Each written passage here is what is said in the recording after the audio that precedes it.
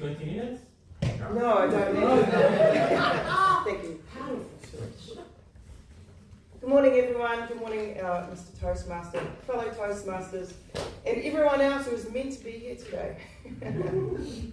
Right, so I put up my hand to practice this speech. It's a 20-minute, well, it will be a 20-minute speech, which I'm delivering in a week and a half. And for this speech, I also need you to step into the role of small business owner. So I'm thinking, Jo, she's actually Prime Minister of New Zealand. And Dan, you guys have got like the nation's biggest electrician company. Who wants to step into the role of having the most well-known bakery? There we go. Yeah, New Zealand's best known bakery. But we need a fruit and veggie store. I'll do that. Yeah, the fruit and veggie store. John, do you want to take the New Zealand's best well-known gym? Yeah, sure. Yeah, I think you'd be great in that. All right, moving on. So thank you for stepping into those roles of a small business owner. So what I'd like to talk to you about today is health and wellness for small business owners. Hands up here as a small business owner who has worked through their lunch hour. You may have sacrificed your evenings to catch up on your to-do list. Maybe work Sundays, even though it's your day off. So, me too, I've been there. Still guilty, by the way. So today I'd actually like to cover off a couple of things with you. Statistics around the cost of absenteeism for your business. Statistics around your health. Also I'd like to talk to you about this thing called health and wellness. And I'm going to talk to you about just some practical tools to support your energy and some habits and routines. Because if we know all this information that I want to cover off, it's all fine and well. But if we don't have any practical tools to go away with, it's all quite meaningless. So some practical tools and habits and routines to finish. Oh, can I get back? Oh, can't go back. Oh, hang on, go back. Right. Okay, so I started working on Inspire Change just under a year ago. And at that moment in time, I was at a crossroads. I've been in the health and fitness industry for over 20 years. And I'm thinking to myself, do I really want to continue doing what I do? Is my passion for helping people achieve their optimal health, is it still there? Or do I go into something totally different? Do I start a bakery? Or do I go into investing? Do I get into real estate? I even started a real estate diploma at that moment in time. And do I do something else? Do I stock shelves? I don't know. Something else, anything else. And I came across this article. It was a health and wellness report. It was published in 2023. And I literally fell off my seat when I read this. But the cost of absenteeism in that report stated was $1,235 per person per year in New Zealand.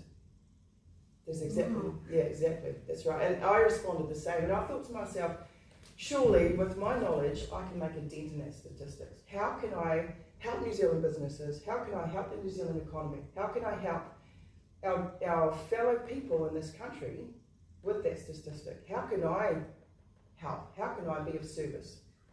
So it got me thinking.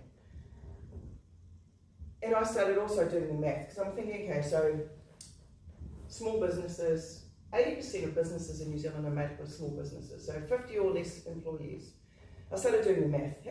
As a small business owner, how many people have employees? Yes, you have a lot of employees. As a small business, you have the whole country. 10 or more people? 25 or more people? Yes, you certainly do. 50 people. So I started doing the math, and if you employ 10 or more people, the cost to your business is $13,000 per year. If you employ 25 people, the cost to your business is just around about $43,000 per year. If you employ 50 people, the cost to your business is $65,000 per year. Now, as a Dutchie, I see that money going down the drain.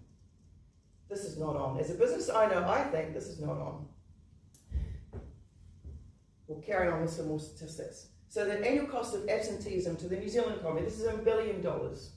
And normally I have my sheet of paper here, but I've left it at home, so I'm going to continue. 2016, the cost of absenteeism was $1.51 billion. 2 years later, that number increased to $1.79 billion. 2 years later, we're in, 2020, that was $1.79 billion. In 2022, that was in the order of 2.68, I believe, $billion. Wow. So as you see, it's a growing trend. I'd rather see other trends become as exponential, but this is a growing trend. In this report, this is the one that fell off which made me fall off my seat. It stated, as I said before, $1,235 per person per year. In 2023, and that number is increasing by about $40 per year. So now we're 2 years later, 2025, and so that number is around about $1,300 per person per year. And if we don't collectively do something about that, that's still going to increase. And as a small business owner, we collectively also need to ensure that that number doesn't decrease. We all need to do something about this. Now, those numbers that I just quoted, they're the cost of absenteeism. And there's also a thing called presenteeism, which is where people come to work despite being ill. The cost of presenteeism is just a little bit over $6 billion.